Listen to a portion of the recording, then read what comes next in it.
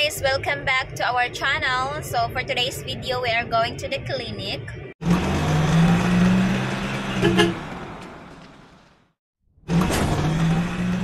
Check her ear. Okay, show us your ear. What happened? Oh, diba? It's already split. Oh, look at that. Oh, because it's already healed, but it needs to be stitched. Like fused together. Fused together. Yeah, fused together. Yeah. Para maka-earrings na siya. Kasi for now, dili siya pwede maka-earrings kaya mahulog siya. So hopefully, we can find a, what you call that? See you later. Is tahi ni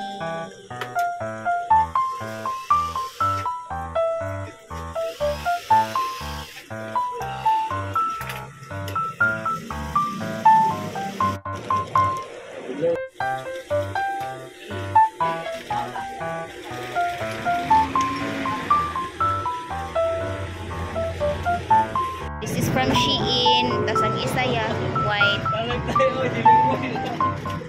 Ano? Okay. Salamat ya. Okay guys. Magpalit pa ko og kape. Kay katulugon kayo ko. And then, mubalik ra ko after 1 hour para mahuman to ang akong ipa-adjust. Okay. So, ang bayad ay atong pa-adjust guys. I don't know if mahal ba. 150 each tong blouse nga akong ipa-adjust kay dako ra kay siya kay I thought medium ko sa Shein pero ano dai ako small kunyari small pero large na ri ay pero dako gid siya size guys. I don't know why. So kani ang among appointment ganina balik rami ugma kay wala ang doctor. The doctor is out today. Maybe sa takaron ngata sa coffee shop. Ikuha niya ang among order.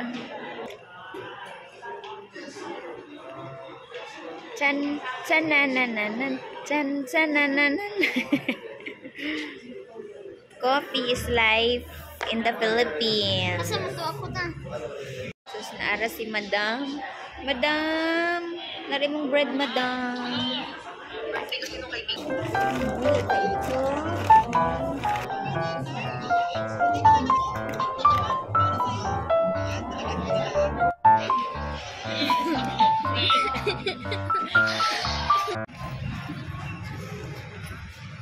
Paulit nami guys. We're going to pick up the mga damit na pinaayos ko. Kukunin na namin kasi it's almost an hour. So let's go. Hala! Nakita na!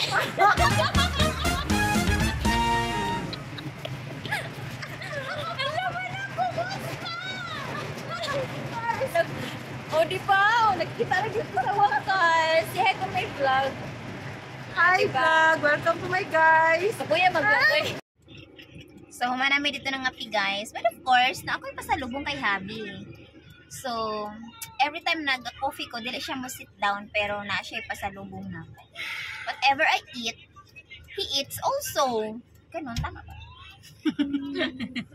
Okay guys, naarang bag akong gipa-repair. Tanawa oh. Ipa-repair na ako para everyday kuno ni sa akong manghod ganahan ka na siya kay ganahan siya ani kay kuan sa tawag ana kanang baga ba for everyday use kay natanggal manggod ang iyahang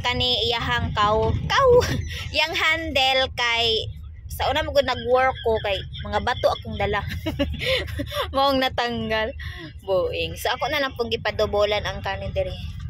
So kani mong naingana yung itsura kay nag-attempt mi og kuan kanang tahi sa dihang gahi kaayo di madalag dagom girl. So gidala na gyud nako siyang sastre.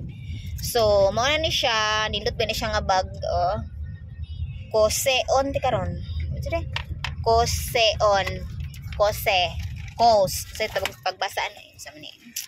So mo siya ayan. So mobalik pa mi didto kay kuhaon pa to nako tong akong Shein nga gipalit nga I thought tama sa ako niya dako de guys sa ako so ipa-adjust na ako girl usay baliko na mo dito and it's very traffic rush hour no kay Tanawa ko ng road o under construction. Ayan, so that's why traffic ang all diring napita.